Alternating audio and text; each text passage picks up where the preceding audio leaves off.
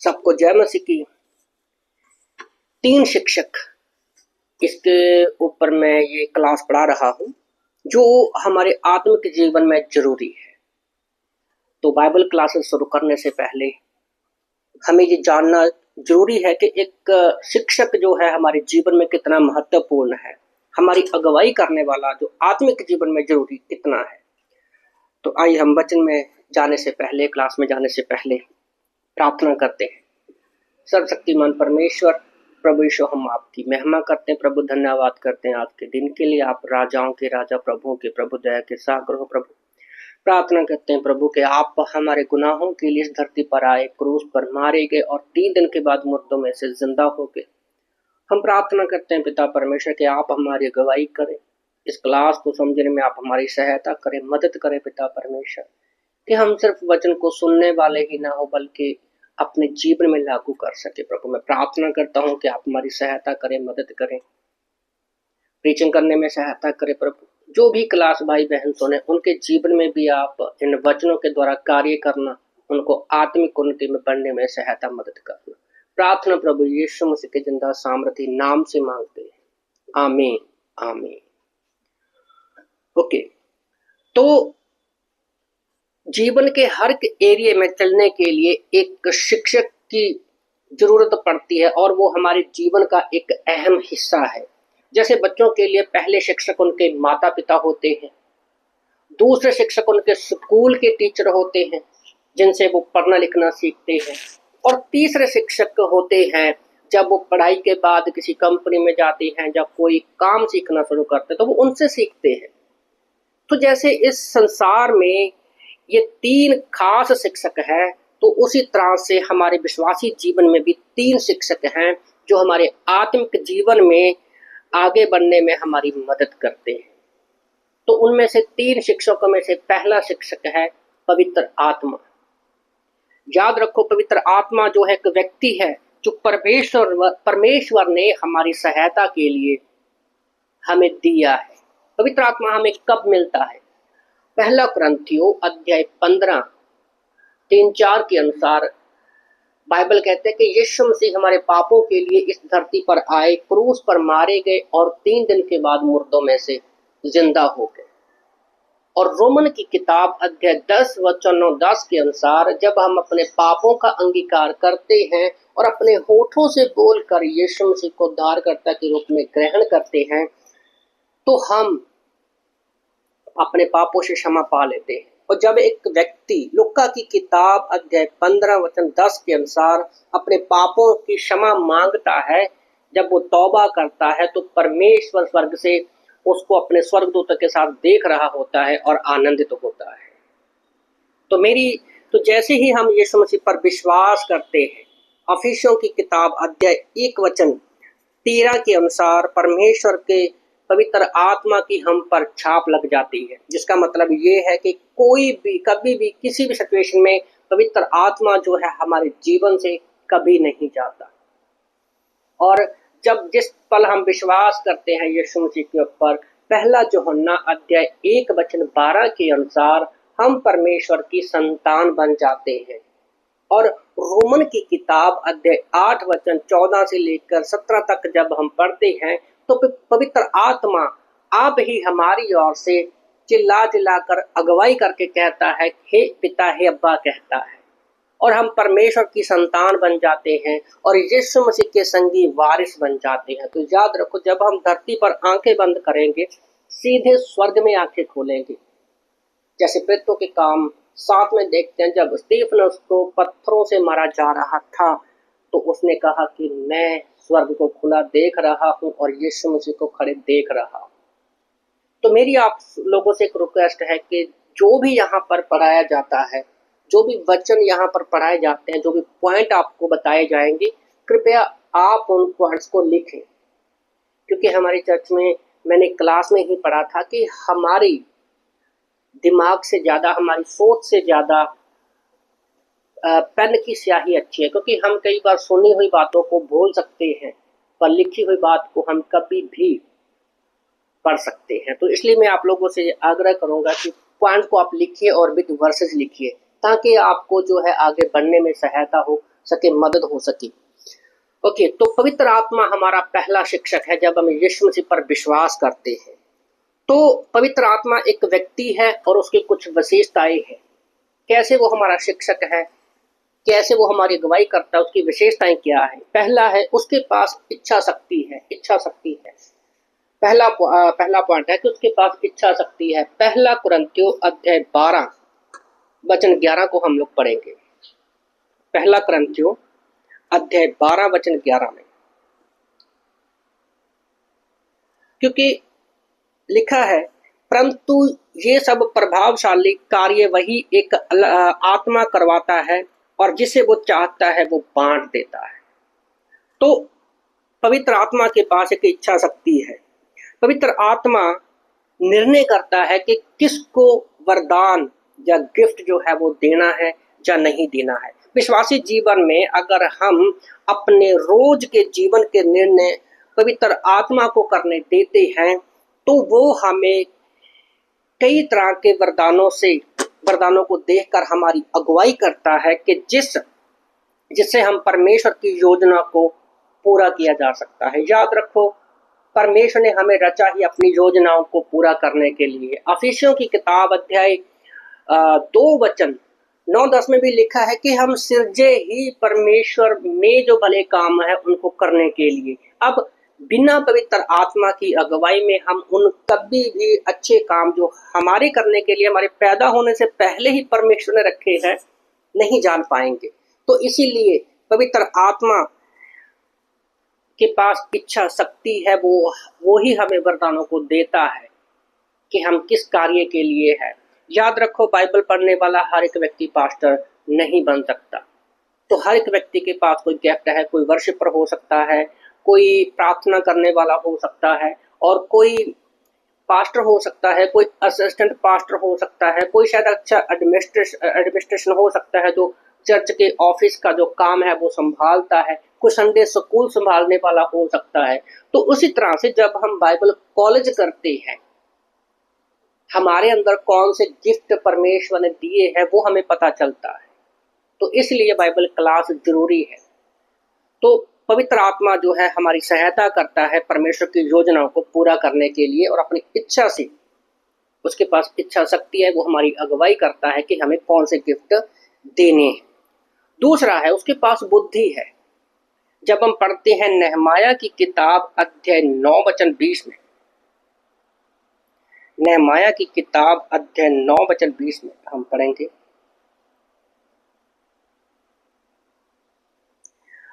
वरन तूने उन्हें समझाने के लिए अपने आत्मा को जो भला है दिया है। ओके, वरन तूने उन्हें समझाने के लिए अपने आत्मा को जो भला है वो दिया है।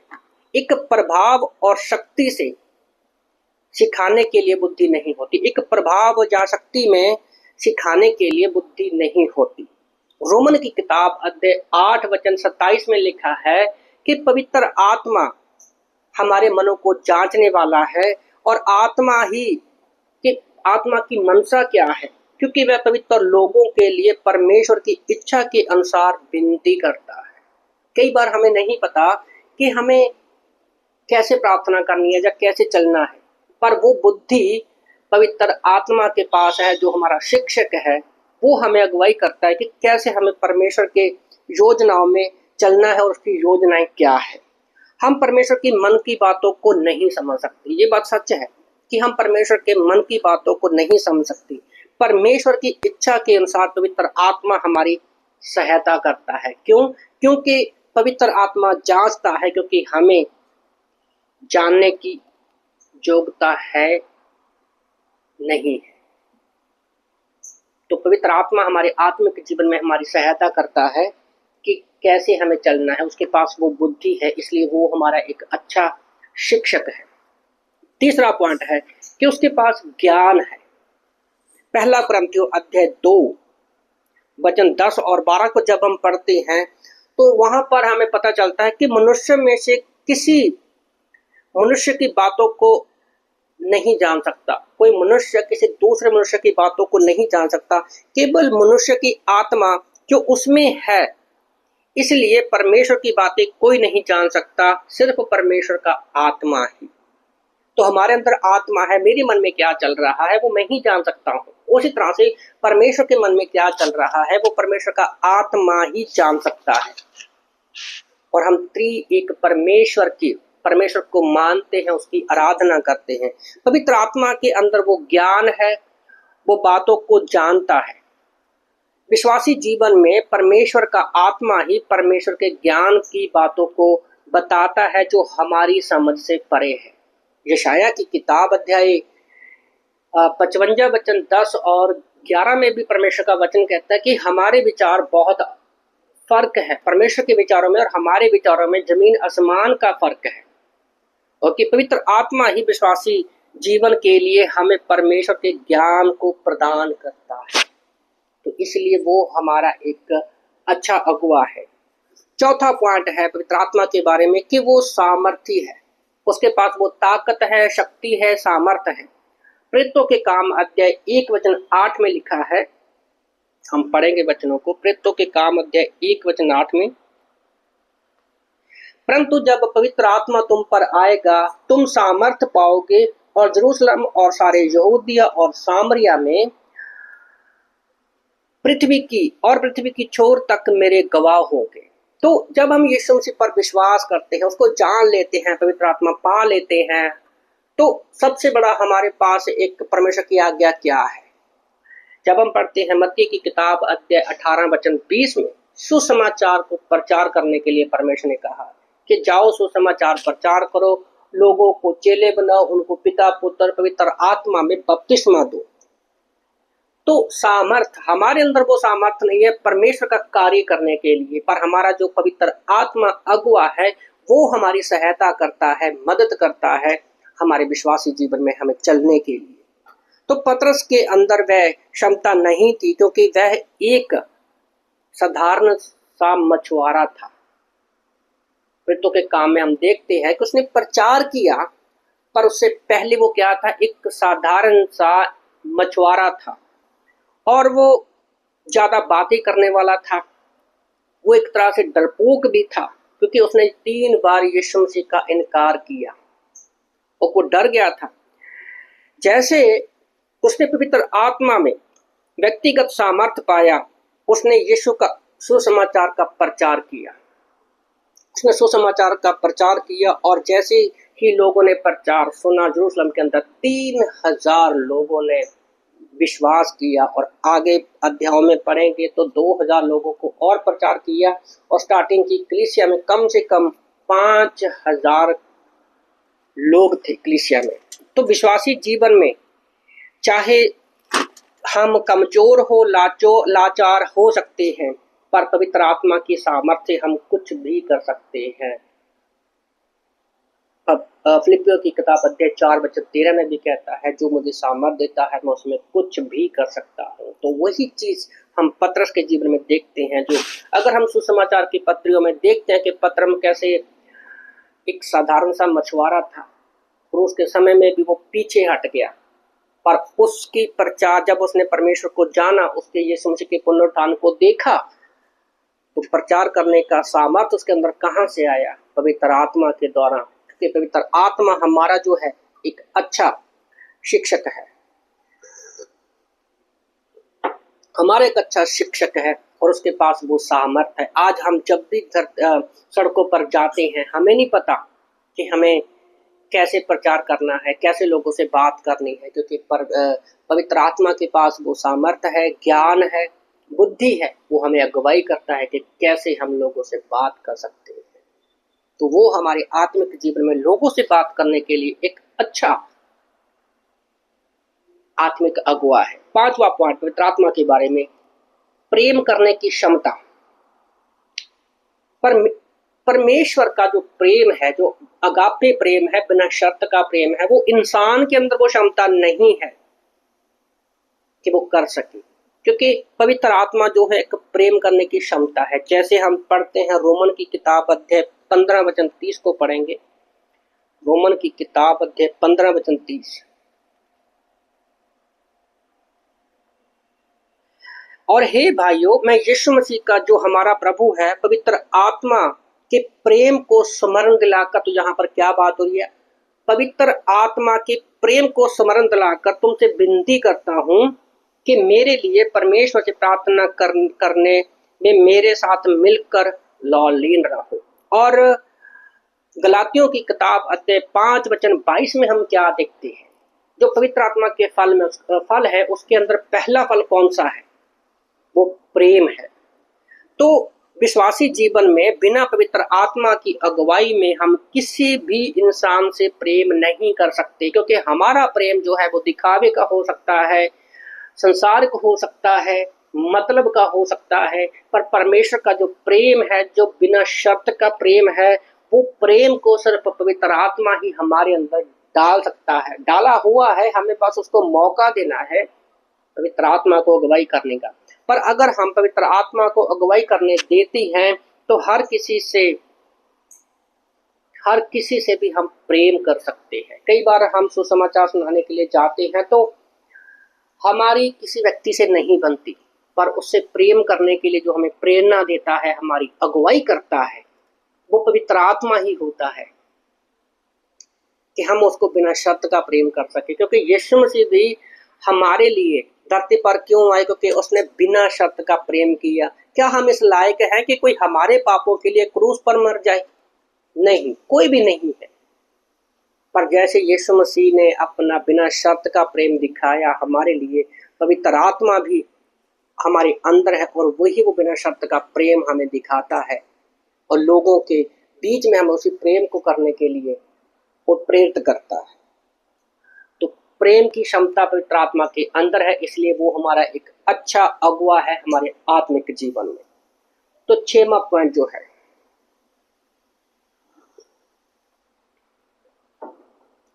शोकाकुल होने की क्षमता, मतलब उसके अंदर एक भावना है, वो शोकित भी हो सकता है, उसके अंदर वो क्षमता है कि वो शोकित भी होता है। जैसे हम लोग भावनात्मक तौर पे गुस्से होते हैं, खुश होते हैं, शोकित होते हैं, नाराज होते हैं, उसी तरह से पवित्र आत्मा जो हमारा अगुवाई करने वाला, उसके अंदर वो शोकित होने की क्षमता है। अफिसियों की किताब अध्याय 4 वचन 30 में हम इस वचन को अच्छे से समझ पाएंगे। अफिसियों की किताब अध्याय 4 वचन 30 के अनुसार, और परमेश्वर के पवित्र आत्मा को शोकित मत करो जिससे तुम पर छुटकारे के दिन के लिए छाप दी गई है। तो यहाँ पर मैं एक डाउट क्लियर करना चाहता हूँ। ज्यादातर हम लोग नहीं जानते और हमें सिखाया ही नहीं जाता, जहाँ हमने सीखा नहीं होता, जहाँ कि कई लोग आज भी समझते हैं कि अगर हमने यीशु मसीह पर विश्वास करने के बाद कोई जीवन में अपना पाप किया तो पवित्र आत्मा जो है हमें छोड़कर चला जाएगा। तो याद रखिए, पुराने नियम में जब पवित्र आत्मा था वो कुछ समय के लिए आता था और अपना कार्य पूरा करने के बाद चला जाता था। इसकी बहुत सारी उदाहरण जो है हम पुराने नियम में देखते हैं। पर नए नियम में याद रखो, यहाँ पर जो शब्द इस्तेमाल किया गया है कि तुम पर पवित्र आत्मा की छाप लगी है, इसका ग्रीक में मतलब है कि जैसे हमारे पास घर के डॉक्यूमेंट्स हैं, मान लो मेरा नाम जसपाल है और मेरे नाम पर घर है और सरकार की मोहर लग चुकी है कि इस घर का जो असली मालिक है, असली ऑनर जो है वो जसपाल है, जो सरकार की मोहर लगी है, तो कोई भी मुझे कहीं पर भी चैलेंज नहीं कर सकता। तो यहाँ पर जो छाप शब्द है ना, वो मोहर इस्तेमाल की गई है, जैसे एक घर के डॉक्यूमेंट्स को सरकार की मोहर है, सील है, जिसे कोई चोर तोड़ नहीं सकता। तो पवित्र आत्मा जब हम यीशु मसीह पर विश्वास करते हैं, वो हमेशा के लिए हमारे अंदर आ जाता है और हमें वो कभी भी छोड़कर नहीं जाता। क्या होता है विश्वासी जीवन में, जब हम यीशु मसीह पर विश्वास करने के बाद उसमें नहीं चलते तो वो शोकित हो जाता है, पर हमें कभी भी छोड़कर नहीं जाता। तो यहाँ पर पौलुस भी वही बात कर रहा है कि पवित्र आत्मा को शोकित मत करो जिससे तुम पर छुटकारे के दिन की छाप दी गई है। और ये भी एक पवित्र आत्मा देने का एक ये भी हमारे पास अच्छा उदाहरण है। जैसे हम नया घर लेते हैं, ओके, तो हम एक साथ कैश ज्यादातर नहीं देते हैं और ब्याने के रूप में कुछ पेमेंट दे देते हैं। मान लो 20 लाख का घर है तो हम 2 लाख 5 लाख उनको एडवांस देकर उस घर में रहना शुरू कर देते हैं और बाकी हम थोड़ा थोड़ा करके देते रहते हैं। पर जैसे ही हमने वो 2 लाख या 5 लाख दिया है, हम घर के ऑनर बन गए और पक्का हो जाएंगे। उसी तरह से ये एक हमारे सामने एग्जाम्पल है, चिन्ह है कि हम जब यीशु मसीह पर विश्वास करते हैं सीधा स्वर्ग में जाएंगे। हम अपना कभी भी उद्धार नहीं खो सकते। याद रखो इस बात को। आज बहुत सारे लोग नहीं जानते हैं, उनके मन में एक डर रहता है कि अगर हमने यीशु मसीह पर विश्वास करने के बाद भी पाप में जिएंगे तो हम अपना उद्धार खो देंगे। ऐसा नहीं है, हम अपना उद्धार नहीं खोएंगे, पर हमेशा हम अपने इनामों को खोएंगे जो हमें स्वर्ग में मिलने वाले हैं। सोचो ना, संसार में रहते हुए हमारा बच्चा अगर दुनिया के हमसे रूठ कर, हमसे नाता तोड़कर दुनिया के किसी भी कोने में जाकर बस जाए, हमारा वो रहेगा तो हमारा ही बेटा, हम ही उसके माँ बाप रहेंगे। धरती पर रहते हुए जब हमारा बेटा हमारे पास भले ना हो, हमारे साथ एक रिश्ते में जुड़ा हुआ है, हम उसके माँ बाप होते हैं, वो हमारा बेटा कहलाता है। उसी तरह से सोचो फिर पवित्र परमेश्वर ने जब हमें अपनी संतान बना लिया है तो क्या हमारा परमेश्वर से नाता टूट सकता है? कभी भी नहीं, कभी नहीं। जब यीशु मसीह ने यूहन्ना 14 में कहा कि मैं तुम्हारे लिए घर बनाने जा रहा हूं, तो इसका मतलब ये है कि पवित्र आत्मा हमारे अंदर हमेशा के लिए है और हमेशा के लिए हम स्वर्ग में जाएंगे। तो धरती पर जब तक है हमारे अंदर पवित्र आत्मा रहेगा और वो हमारी अगुवाई करता रहेगा जब तक हम उसको अनुमति देते रहेंगे। तो पवित्र आत्मा शोकित तब होता है जब हम उसको अगुवाई करने का मौका नहीं देते, हम बाइबल नहीं पढ़ते, प्रार्थना नहीं करते। याद रखो हमारे अंदर 2 स्वभाव है इस टाइम पे, एक पापी स्वभाव है और एक पवित्र आत्मा का है स्वभाव है। ओके, तो जिसको हम जितनी खुराक देंगे वो उतना ही बढ़ेगा। अगर हम पापी स्वभाव को संसार में जिएंगे तो ऑटोमेटिकली उसको उस तरह की खुराक मिलेगी। अगर पवित्र आत्मा को हम वचन पढ़ेंगे, प्रार्थना करेंगे, चर्च में रहेंगे, बाइबल क्लासेस करेंगे, संगति में रहेंगे, तो पवित्र आत्मा उतना ग्रो करेगा। तो जब हम पवित्र आत्मा को अगुवाई करने का मौका नहीं देते तो वो शोकित हो जाता है। ओके, तो पवित्र आत्मा जो है शोकित होने वाला व्यक्ति है। ओके, पवित्र आत्मा व्यक्ति है और वह सोच विचार कर सकता है, अनुभव करता है, हमारे जीवन के लक्ष्य को निर्धारित करता है, वो सारी बातों को जानता है और इच्छा करता है और शोकित होता है। वो इच्छा करता है कि कोई मुझे मौका दे। याद रखो हमारा परमेश्वर जो है वो जबरदस्ती का परमेश्वर नहीं है, वो कभी किसी के ऊपर जबरदस्ती नहीं करता। परमेश्वर ने बनाते समय 2 चीजें जो उसके पास थी वही 2 चीजें हमें दी है। परमेश्वर के पास खुद की इच्छा है। जब परमेश्वर ने आदम और हवा को बनाया, पहले पति पत्नी को बनाया, तो वही अपनी इच्छा हमें दी है। दूसरा परमेश्वर आत्मा है, उसने वही पवित्र आत्मा हमारे अंदर डाला कि हम परमेश्वर से बात कर सके। और उत्पत्ति की किताब अध्याय 3 में हमें पता है जब उन्होंने फल खाया, शैतान की बातों में आकर जिस फल को खाने से परमेश्वर ने मना किया था, तो उनकी मृत्यु उसी समय नहीं हुई, शारीरिक मृत्यु नहीं हुई थी बल्कि आत्मिक मृत्यु हुई थी। आप उत्पत्ति 3:7 को ध्यान से पढ़ोगे तो वहां पर हम देखते हैं कि उसने पत्तों के कपड़ों के द्वारा पत्तों के द्वारा अपने तन को ढकने की कोशिश की और वो डर गया, वो छिप गया परमेश्वर से। जबकि परमेश्वर का वचन कहता है तिमोथियस 1:7 में कि परमेश्वर ने हमें डर का आत्मा नहीं दिया बल्कि सामर्थ्य, संयम और प्रेम का आत्मा दिया। तो हमारा शरीर 3 चीजों से बना हुआ है, शरीर है, प्राण है और आत्मा है। इसके ऊपर भी कभी मौका मिलेगा तो हम जरूर डिस्कशन करेंगे, बताएंगे। तो ये 3 चीजों से हमारा शरीर बना हुआ, शरीर जो हमें बाहर दिखता है, प्राण के अंदर 5 चीजें होती है, हमारा मन होता है, बुद्धि होती है, भावनाएं होती हैं, इच्छाएं होती है, हम चेतना होती है। ओके, और हमारे अंदर ही आत्मा होता है। हमारा आत्मा तो मर गया है एक्चुअल में देखा जाए, जो पाप की वजह से। और जब एक व्यक्ति पैदा होता है तो वो पापी स्वभाव में पैदा होता है। पर जब हम यीशु को ग्रहण करते हैं अपना उद्धारकर्ता के रूप में, उसके लहू पर विश्वास करते हैं, उसके पुनरुत्थान पर विश्वास करते हैं, तो वो आत्मा हमारे अंदर हमेशा के लिए आ जाता है। और वही पवित्र आत्मा को जब हम वचन नहीं पढ़ते हैं, परमेश्वर की अगुवाई में नहीं चलते हैं, तो वो शोकित हो जाता है। तो पवित्र आत्मा निश्चय ही एक प्रभाव नहीं है, वो सिर्फ एक प्रभाव नहीं है, क्योंकि उसमें बुद्धि है, बुद्धि की योग्यता है, उसके अंदर भावनाएं हैं जो किसी भी निर्जीव में नहीं पाई जाती।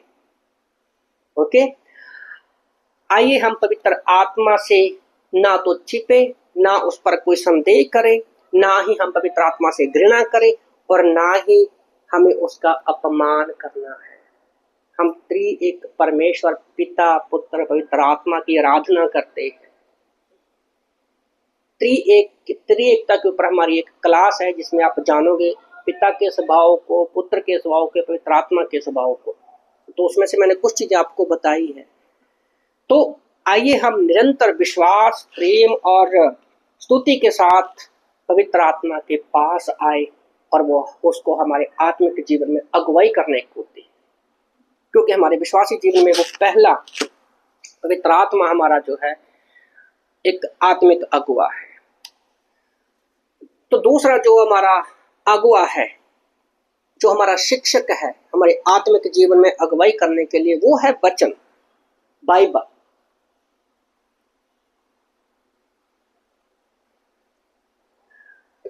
यीशु मसीह ही वचन है। जब हम पढ़ते हैं यूहन्ना की किताब अध्याय 1 में कि आदि में वचन था, वचन परमेश्वर के साथ था। ओके, तो शिक्षक हमारा दूसरा जो है वो है वचन और वो है बाइबल। यीशु मसीह है। ओके, तो बाइबल का लेखक कौन है? पवित्र आत्मा है। बाइबल परमेश्वर के प्रति हमारे मन की श्रेष्ठ पुस्तक है। बाइबल परमेश्वर के प्रति हमारे ज्ञान की सबसे श्रेष्ठ पुस्तक है, क्योंकि बाइबल में ही हम सिर्फ परमेश्वर के सर्वोच्च ज्ञान जो है उसको प्राप्त कर सकते हैं। बाइबल शब्द का ग्रीक में मतलब बाइबलोस से आता है, BIBLOS से आता है, जिसका अर्थ होता है पुस्तक। ओके, और बाइबल के नाम है कुछ, हम बाइबल को बाइबल ही नहीं बोलते, इसके कुछ बाइबल में नाम है। जैसे इसको धर्मशास्त्र पुस्तक करके भी पुकारा गया है। जैसे लुका की किताब अध्याय 4 वचन 17 को हम पढ़ेंगे। लुका 4:17 में कि बाइबल को धर्म पुस्तक भी कहा गया है, धर्मशास्त्र पुस्तक भी कहा गया है। लिखा है, यशाया भविष्यकर्ता की पुस्तक उसे दी गई, उसने पुस्तक खोलकर वह जगह निकाली जहां लिखा था। तो यहाँ पर बाइबल को पुस्तक कहा गया है। और दूसरा क्रंथियों 3:14 भी हम पढ़ेंगे।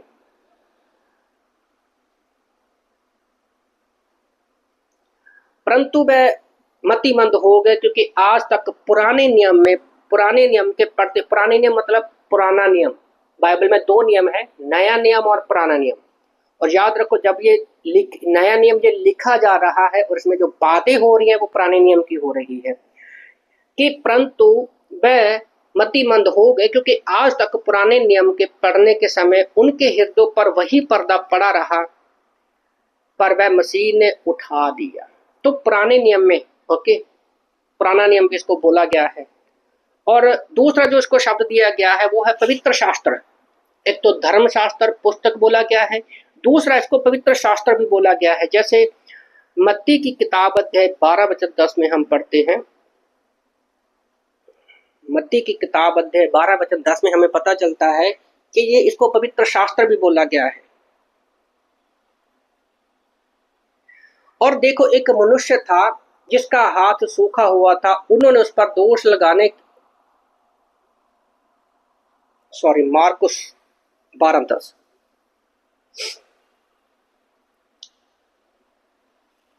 मार्कुस की किताब अध्याय 12 वचन 10 में परमेश्वर का वचन कहता है, क्या तुमने पवित्र शास्त्र में ये वचन नहीं पढ़ा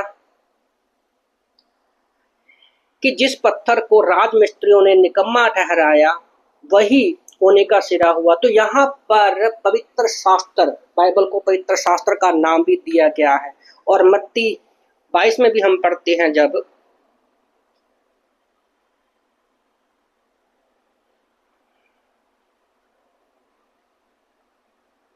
मत्ती की किताब अध्याय 22 वचन 29 में भी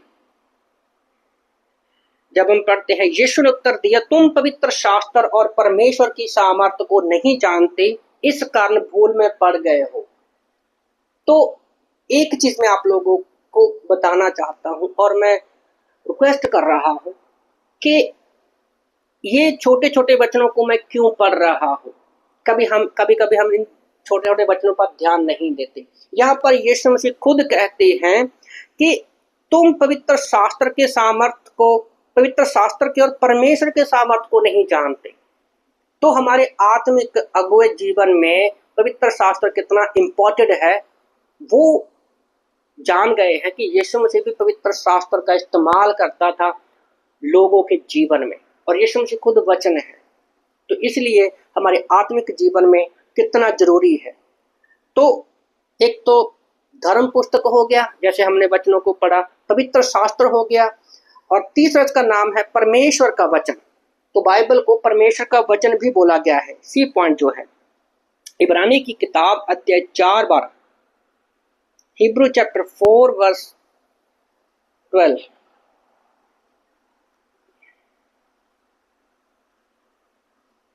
क्योंकि परमेश्वर का वचन जीवित, ओके, परमेश्वर का वचन, तो वचन कहाँ लिखा है? बाइबल में। तो बाइबल जो है वो परमेश्वर का वचन है। हम आगे इसके बारे में और भी जानेंगे, ग्रीक में इसका मतलब जानेंगे कि क्योंकि परमेश्वर का वचन जीवित और प्रबल और हर एक दो धारी तलवार से भी बहुत चोखा है, और जीव और आत्मा को और गांठ गांठ को और गुद्दे गुद्दे को अलग करके बार बार छेदता है, हमारे मन की भावनाओं को और विचारों को जांचता है। तो याद रखो, हमारा ये जो अगुआ है बाइबल जो है, इसको धर्मशास्त्र पुस्तक भी बोला गया है, पवित्र शास्त्र भी बोला गया है, और परमेश्वर का वचन जो सिर्फ हमारी हड्डियों को ही नहीं काटता। अगर हम आरी लेंगे, ओके, तो सिर्फ हमारी हड्डियां काट सकता है, पर परमेश्वर का वचन जो हमारा दूसरा शिक्षक है, हमारा आत्मिक अगुआ है, वो हमारी भावनाओं को और विचारों को भी जांचता है। एक तलवार, एक आरी जो है, हमारी भावनाओं को, विचारों को नहीं काट सकती, पर बाइबल जो हमारी शिक्षक है वो हमारे विचारों को भी काट सकती है। तो ये हमारा दूसरा सबसे बड़ा शिक्षक है। ओके, तो हमारा विश्वासी जीवन बाइबल की प्रेरणा पर आधारित होना चाहिए। पवित्र आत्मा हमारी अगुवाई करता है। तो दूसरा जो है, बाइबल पर हमारा विश्वासी जीवन जो है आधारित होना चाहिए। क्या किसी भी ऐसे व्यक्ति को अपना मार्गदर्शक चुनेंगे जिसकी प्रेरणा सही ना हो? क्या आप अपने बच्चों को किसी ऐसे स्कूल में भेजेंगे जहां पर अच्छे शिक्षक ना हो? या कोई भी ऐसे व्यक्ति के पास आप शिक्षा लेना चाहोगे, जैसे को सीखना चाहोगे, जो डिफेक्टर हो? कोई बुरे आदमी के पीछे कभी नहीं चलेगा। ओके, तो आप नहीं चाहोगे कि आपके जीवन की अगुवाई ऐसा व्यक्ति करे जो सही ना हो। पर विश्वासियों को परमेश्वर ने बाइबल को दिया है, हमें उसकी प्रेरणा और उसकी अगुवाई में चलना है। तो बाइबल हमारा अच्छा शिक्षक है परमेश्वर के पीछे चलने में। ओके, तो प्रेरणा शब्द इस्तेमाल हुआ है। प्रेरणा से हमारा आशय है कि पुराने और नए नियम की रचना परमेश्वर का अवलोकन निरंतर है। परमेश्वर ने पुराने और नए नियम को जो लिखा है वो परमेश्वर की प्रेरणा से लिखा गया है। ये रॉबर्ट ली ने बोले थे शब्द। और बाइबल को ग्रीक में बोलते हैं गॉड ब्रीथर। ओके, और एक शब्द होता है परमेश्वर की सांस, जिसके लिए शब्द इस्तेमाल किया गया है ग्रीक में THEOPENEUSTOE,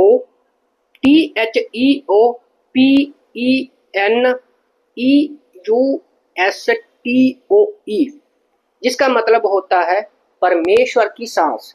तो अगर इनको हिस्सों में बांटा जाए, जैसे थियोस, THEOS, थियोस का मतलब होता है परमेश्वर, और पेंटियोस का मतलब होता है परमेश्वर की सांस। ओके, तो दूसरा तिमोथियस अध्याय 3 वचन 16 में हम पढ़ते हैं कि संपूर्ण पवित्र शास्त्र, पूरा पवित्र शास्त्र जो जिसके लिए ग्रीक शब्द इस्तेमाल किया गया है वो है ग्राफिक, परमेश्वर के द्वारा, परमेश्वर की प्रेरणा से रचा गया है। हम पढ़ते हैं कि परमेश्वर की प्रेरणा से रचा गया है। एक्चुअली में जो ग्राफिक शब्द है उसका मतलब ग्रीक में ये है कि परमेश्वर के द्वारा लिखा गया है, और जो चीज परमेश्वर के द्वारा बाइबल में लिखी गई है तो वो हमारे लिए एक अच्छा मार्गदर्शक हो सकता है, एक अच्छा हमारे जीवन में वो अगुवा हो सकता है, जो शिक्षा, सुधार, समझने, धर्म की शिक्षा के लिए लाभप्रद है। और वचन 17 कहता है, दूसरा तिमोथियस अध्याय 3 वचन 17 में, ताकि परमेश्वर का जन सिद्ध बने और हर उस भले काम के लिए तत्पर हो जाए। तो दूसरा शिक्षक जो है, हमारा अगुवा जो है, वो है वचन है जो परमेश्वर के द्वारा लिखा गया है। इसलिए यहाँ पर मैं बताना चाहता हूँ कि हमें कुछ शब्दों की जरूरत पड़ती है कि हम उसको ग्रीक में, हिब्रू में जाने। तो जैसे यहाँ पर लिखा गया है परमेश्वर के द्वारा, जो ग्राफिक शब्द इस्तेमाल किया गया है ग्रीक में, तो जो चीज परमेश्वर के द्वारा हमें दी गई है वो कभी भी हमारे जीवन को गलत दिशा में नहीं लेकर जाएगी, वो हमेशा सही दिशा में ही लेकर जाएगी। ओके, और हमें शिक्षा देने के लिए, समझाने के लिए वो हमारे जीवन के लिए बहुत ही लाभदायक है। और दूसरी बात ये कि दूसरा पत्रस अध्याय 1 वचन 21 में भी कहा गया है कि क्योंकि कोई भी भविष्यवाणी मनुष्य की इच्छा से कभी नहीं हुई, पर भक्त जन पवित्र आत्मा के उभारे जाकर परमेश्वर की ओर से बोलते हैं। तो बाइबल की लिखी हर एक भविष्यवाणी, हर एक बात जो है, ऐसा नहीं कि कोई भी इंसान उठा और उसने लिखना शुरू कर दिया। तो हमारी एक क्लास है फाउंडेशन, तो उसमें हम बहुत सारी बातों को जानेंगे कि कैसे बाइबल जो है वो परमेश्वर का वचन है। ओके, तो उसमें हम पूरी डिटेल में जाएंगे फाउंडेशन की क्लास में, जिसको बुनियादी हम बोलते हैं। तो पवित्र आत्मा में सारी बाइबल को लिखा गया है, किसी इंसान के द्वारा नहीं है, क्योंकि इंसान गलत हो सकता है, परमेश्वर और पवित्र आत्मा पुत्र कभी गलत नहीं हो सकते। बाइबल में कहीं पर भी कोई भी गलती नहीं है। ये दुनिया की एक ऐसी इकलौती किताब है जिसमें कोई भी गलती नहीं है। ओके, बाइबल वचन और हमारे जीवन के लिए एक अच्छी शिक्षक है। ओके, तो बाइबल हमारी अगुवाई करती है। हम इसके भी कुछ पॉइंट हैं कि वचन है क्या, बाइबल है क्या। ओके, तो पहला पॉइंट है वो है तलवार। पहला पॉइंट है वचन जो है वो तलवार है, या बाइबल जो है तलवार है।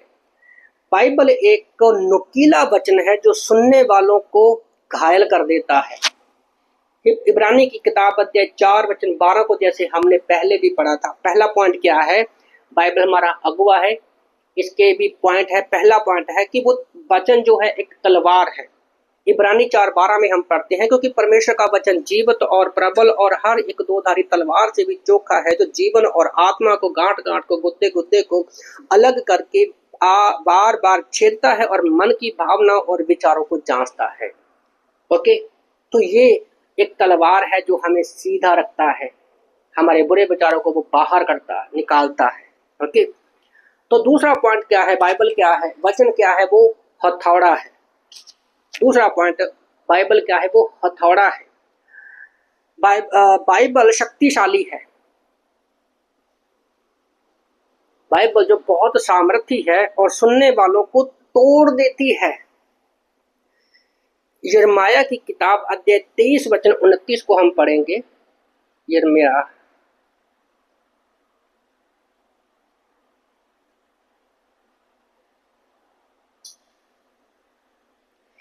की किताब अध्याय 23 वचन 29 में भी हम पढ़ते हैं कि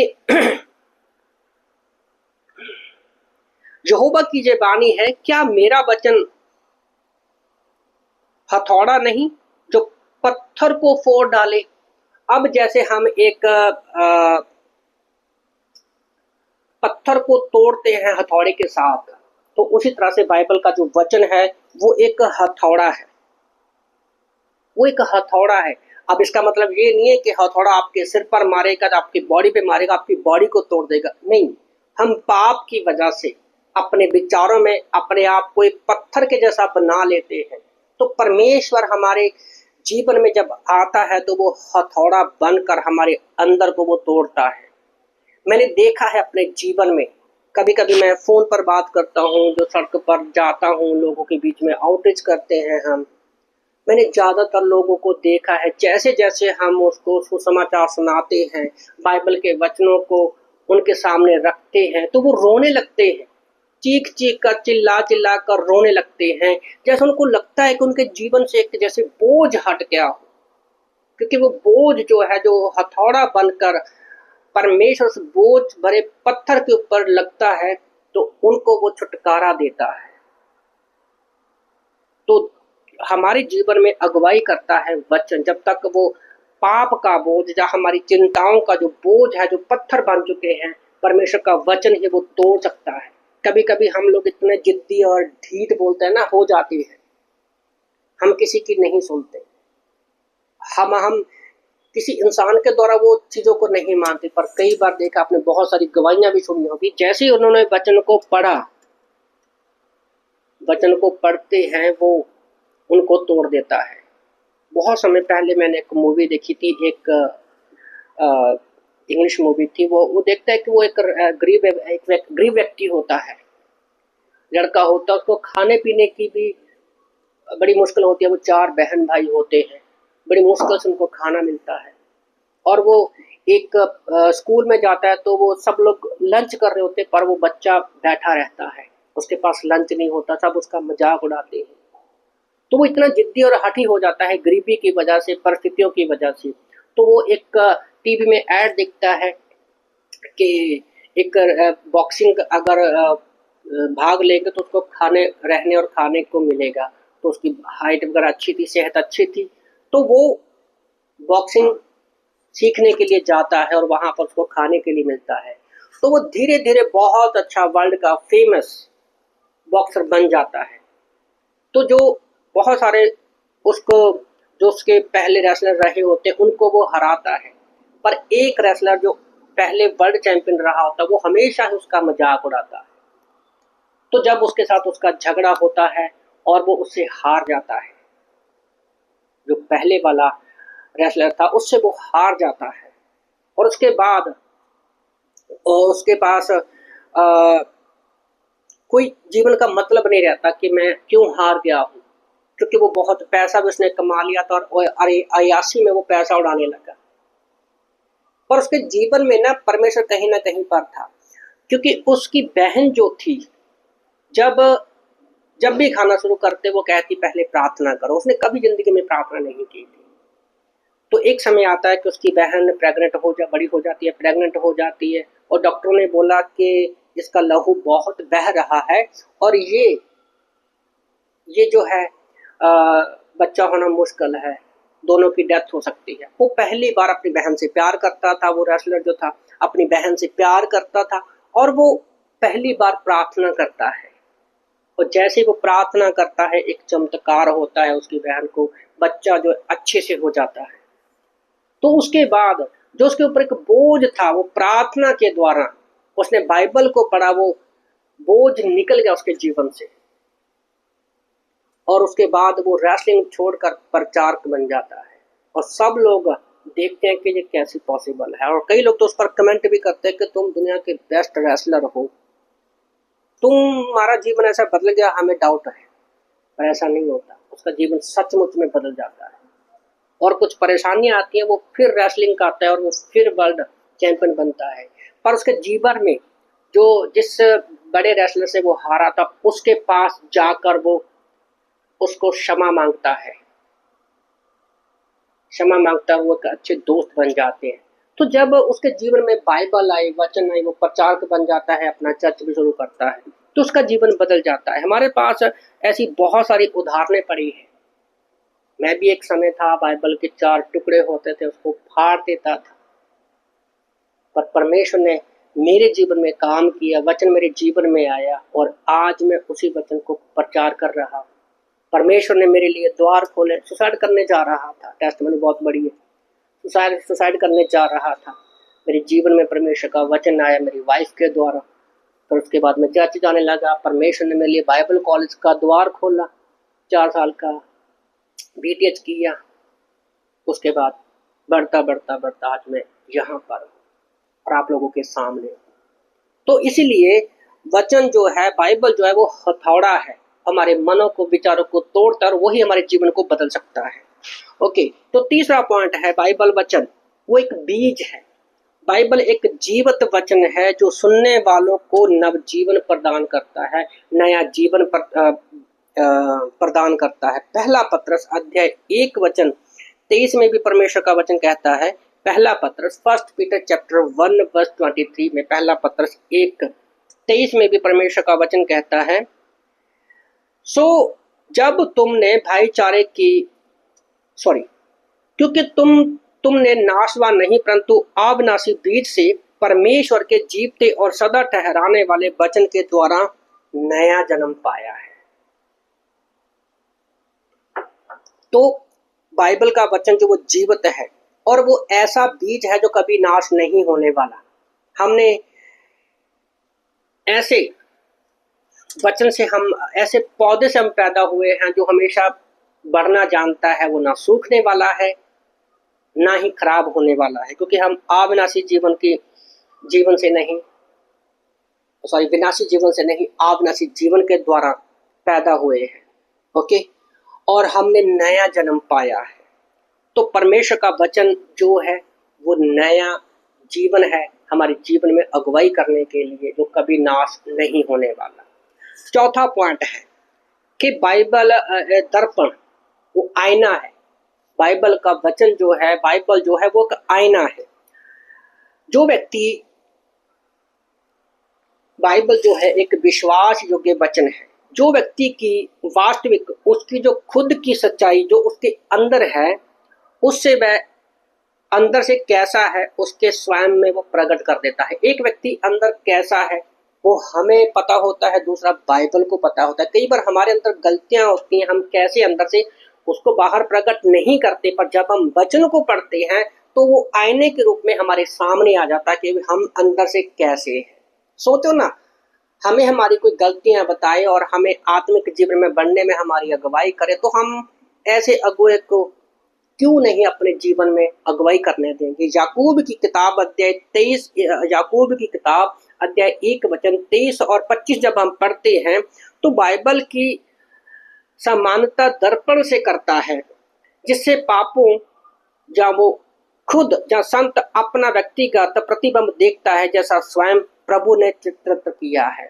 तो एक्चुअल में बाइबल सिर्फ हमारे पापों को ही नहीं दिखाती हमें, बल्कि उस दर्शन को भी दिखाती है एक अगुए के लिए, एक विश्वासी के लिए, कि परमेश्वर ने एक्चुअल में हमें रखा क्यों है। जैसे कि हमारे अंदर क्या वरदान है, प्रभु हमारे द्वारा कैसे अपनी योजना को पूरा करना चाहता है, या कैसे हमारे द्वारा वो अपनी आराधना करवाना चाहता है, वो परमेश्वर आईने के रूप में वचन हमारे सामने रखता है, बाइबल हमारे सामने रखती है। तो 5वां पॉइंट, बाइबल जो हमारा अगुआ है वो अग्नि है, वो आग है। जैसे हमने पढ़ा, बाइबल एक जलता हुआ वचन है जो सुनने वालों के अंदर मैल को भस्म कर देता है। ओके, यिर्मयाह की किताब अध्याय 23 वचन 29 में लिखा है, यहोवा की जय वाणी है, क्या मेरा वचन आग सा नहीं है। ओके, यिर्मयाह की किताब अध्याय 20 वचन 9 भी कहता है, परंतु उसका वचन मेरे जीवन में ऐसा है मानो मेरी हड्डियों में धधकती हुई आग हो। तो यिर्मयाह समझता है कि जीवन में वचन उसके जीवन में एक आग की तरह काम करता है, वो जो हमारी सारी मैल को धो देता है। हम एक यीशु मसीह में सोना है, कभी कभी हम पर मैल जम जाती है, तो हमें उस मैल को, सोने की मैल को दूर करने के लिए कहाँ लिया जाता है? उसको आग की भट्टी में रखा जाता है। सोने को कुछ नहीं होता, पर जो उसकी मैल है उसको जो खत्म कर देती है आग। तो उसी तरह हमारे जीवन में भी मैल जमती रहती है हर रोज, और जब तक हम परमेश्वर के पास जाते हैं वो वचन हमारे मैल जो होती है, हमारे मन की जो मैल होती है, उसको खत्म कर देता है। तो इसलिए हमारा आत्मिक अगुआ वचन जो है बाइबल, वो जो है हमारी रोजमर्रा मैल को वो दूर करता है। पहला यूहन्ना अध्याय 1:9 में भी परमेश्वर का वचन कहता है कि परमेश्वर माफ करने में, और जब एक पापी अपने पापों से क्षमा मांगता है तो परमेश्वर माफ करने के लिए विश्वास योग्य और धर्मी है। तो हमें सिर्फ परमेश्वर के पास आना है, अपने पापों की क्षमा मांगनी है, तो हमें हमारे पापों से जो रोजमर्रा की हम करते हैं परमेश्वर उससे हमें क्षमा कर देता है। ओके, तो छठवां पॉइंट क्या है, 6 पॉइंट क्या है, बाइबल किस तरह से हमारी अगुवाई करता है, वो हमारे लिए दीपक है। ओके, बाइबल एक प्रकाश देने वाला वचन है जो विश्वासी का दिन प्रतिदिन मार्गदर्शन करता है। ये बहुत बड़ी बात है। बाइबल हमारे लिए एक दीपक है, उजाला करता है, रोशनी का काम करता है, जो सिर्फ कभी कभी नहीं बल्कि हर पल, हर घड़ी, हर रोज हमारी वो अगुवाई करता है कि जीवन में हमें कैसे चलना है। भजन संहिता 119 का 105 में लिखा है, तेरा वचन मेरे जीवन के लिए दीपक और मार्ग के लिए उजाला है। यहाँ पर सोचने वाली बात ये है कि पैरों के लिए दीपक कहा, आंखों के लिए क्यों नहीं कहा? क्योंकि हम आंखों से जो देखते हैं कभी कभी वो गलत हो सकता है, पर पवित्र आत्मा हमें हमारी अगुवाई करता है हमारे मन के अंदर। ओके, तो परमेश्वर हमारी मदद करता है, और परमेश्वर का वचन हमारे लिए एक दीपक है कि कैसे हमें चलना है, बैठना है, उठना है, लोगों से बात करनी है, परमेश्वर की योजनाओं क्या है उनको पूरा करता है। अगर आप यहाँ पर ये क्लासेस को देख रहे हो तो ये भी परमेश्वर की एक योजना है, ताकि हम उसके वचन को सीखें और आगे जो परमेश्वर की योजना है उसके बारे में आपको पता चल सके। 7वां पॉइंट, बाइबल जो है, वचन जो है वो एक भोजन है। बाइबल पौष्टिक भोजन है जो आत्मा को आहार देती है। वो एक पौष्टिक भोजन है। जैसे हम शरीर के लिए काफी मिनरल, विटामिन, संतुलित भोजन खाते हैं, उसी तरह से हमारे आत्मिक जीवन में बाइबल का वचन एक आहार, अच्छा आहार है जो हमें आत्मिक मजबूती देता है। पहला पतरस अध्याय 2:2 में परमेश्वर का वचन कहता है, नए जन्मे हुए बच्चों की नाई निर्मल आत्मिक दूध की लालसा करो, ताकि उसके द्वारा उद्धार पाने के लिए बढ़ते जाओ। तो पौष्टिक भोजन हम क्यों खाते हैं? ताकि बढ़ते जाए, चलते जाए,